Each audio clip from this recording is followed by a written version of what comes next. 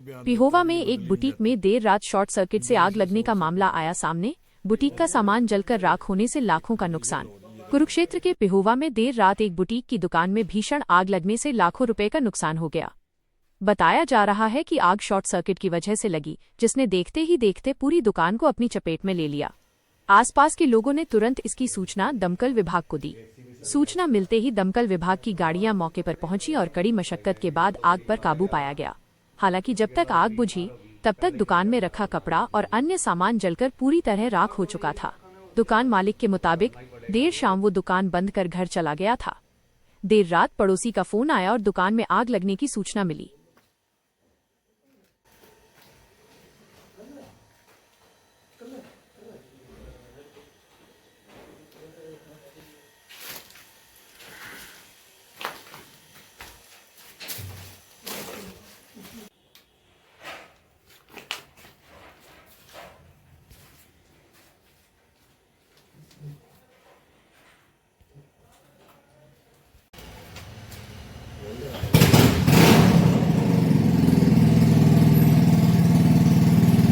ये रात short circuit की वजह से आग लग गई जी।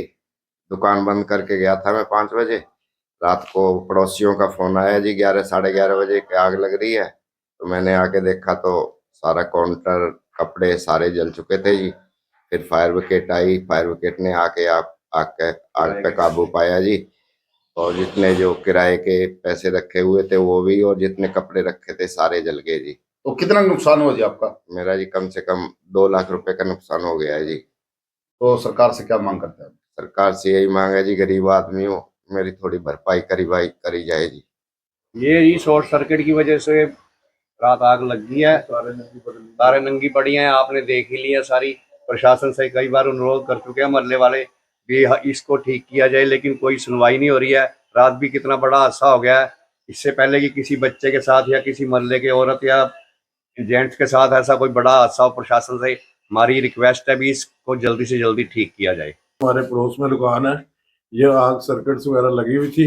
फिर हमने देखा धुआं वगैरह था, फिर मोटर चलाई और पानी वगैरह से आग बुझाई गई। फिर इनको बुलाया गया और सारा आग से उसके बाद फायर ब्रिगेड भी मंगाई गई।